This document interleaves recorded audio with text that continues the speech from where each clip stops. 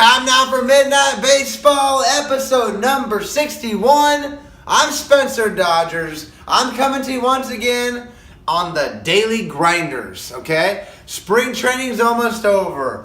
Here it comes again. Opportunities knocking for a lot of young ball players, and who's going to work the hardest and whose hard work's going to pay off, okay? And as a team behind Midnight Baseball, how can we continue to support everybody? Whether they get sent down to AAA, AA, they get called up to the big leagues, it's going to be a long season. A lot of players' dreams are on the line, a lot of emotion, and we got to stay solid, and we got to stay behind them. All right, here we go. Trivia from last time. Who was a player drafted in front of Mike Trout in 2009? That big bird, and he'll be remembered, linked forever. Center fielder, Cardinals. 1, 2, 3. Mr. Randal Grichuk. Right-hander, big, powerful, yoky man. Brings more of a flat swing approach. Had a few swing and misses, more than he liked in the last couple years, but I think this is his year. About 3 or 4. He's going to get settled in. He's got Piscotty on his right. Matt Holliday's gone and left. It's time for Grichuk to take over, and the Cardinals are going to need him. Okay, my news and notes are going back to my favorite player right now, Mr. Taylor Motter. Taylor, you hit me up on Twitter. You're awesome. I've been watching you for a couple years. I read more about you yesterday, and I love the situation that's going on with the Mariners and what DePoto's been doing, okay? He's bringing in these grinders. What are grinders, right? They're guys that get down in their stance every play, okay? They're guys that hustle down the line every play. They're guys that get maybe the backup behind their every play. They're guys that do the little things that make the difference, that when a general manager and a manager is looking at them, it makes them put them on their roster. And that's what Motter's been doing, along with other good mariners, maybe Ben Gamel, okay?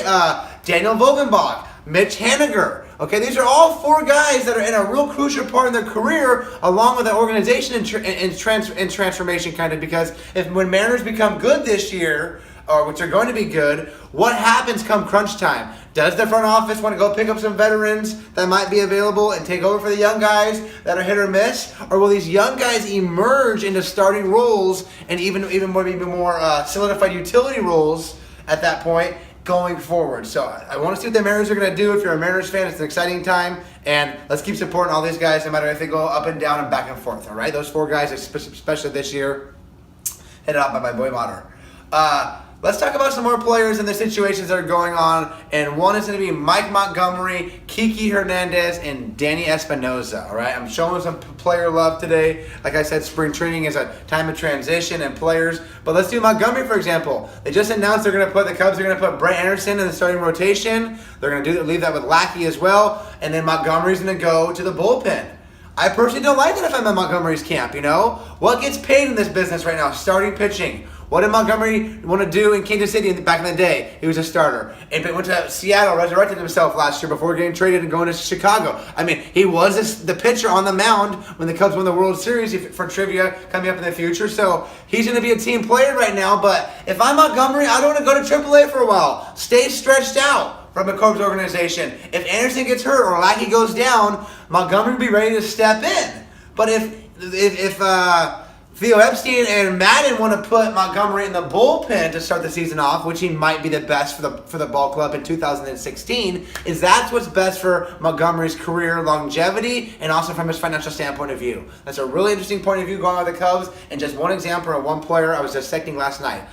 Kiki Hernandez, utility guy for the Dodgers. He might be a starter on some teams, whether it maybe be Minnesota or Cincinnati. He just got the start for Puerto Rico in the World Baseball Classic Finals games versus Stroman, a righty. I was shocked to see Kiki Hernandez's right-handed bat versus Stroman, but that shows you how much potential Kiki has. But he's in the Dodgers. Dodgers have the highest payroll in baseball. They have a lot of other young superstars coming up. So how does Kiki transfer from being a great player in Puerto Rico to a utility barely on the team for the Dodgers? How does his mental stability stand up there? Kiki, I got a lot of support and love for you, brother, okay? Keep grinding and keep doing what you're doing, and I want you to be out there more, but how does it happen? That's just my question. It's not right or wrong. Dodgers aren't right, okay? Mariners, it's just baseball. It's the situation you're in, and that's why we're here to support players to show we're always supporting them, okay? That's what Unedited Baseball is about. That's what Spencer Dodgers is about. That's what Raklife.org is about, is supporting players on and off the diamond. And we go to Danny Espinosa. So he was stuck in Washington for a couple years. He's a California guy. He came out to the Angels.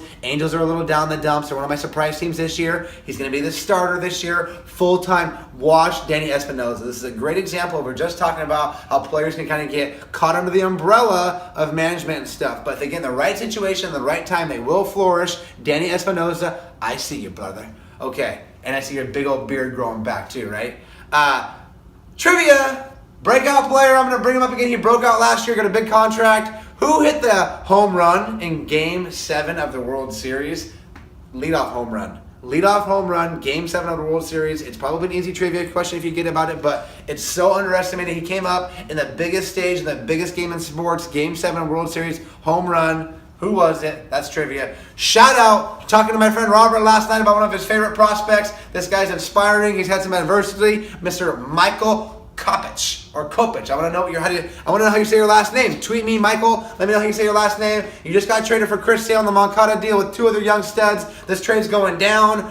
Red Sox are going to regret that trade for a long time. But Michael, you had some adversity with some substances, over-the-counter stuff. You had some little altercation. Forget about all that stuff. Okay, that's stuff in the past that I'm just bringing up to show that people can paint a bad picture. Don't let media, don't let other fans, stay positive. I heard you're doing some positive thinking. I know you got faith. I know you're a life coach. Spencer Dodgers bringing it to you, brother. And so is everybody else, okay? We're cheering for you. You do you, Mike. I don't know if you should keep throwing 110 miles an hour into a net. That's still doing you, but keep throwing the fastball. My advice to you, just let it come off nice and easy, sir, right? Throw that fastball, hit your strikes, let it come off nice and easy, and trust yourself. All right, gratitude, baseball gods, Raklife.org, Midnight Players. I'm loving what I'm doing. I hope you guys are seeing that. Retired Dodgers number 34. Fernando, let's go.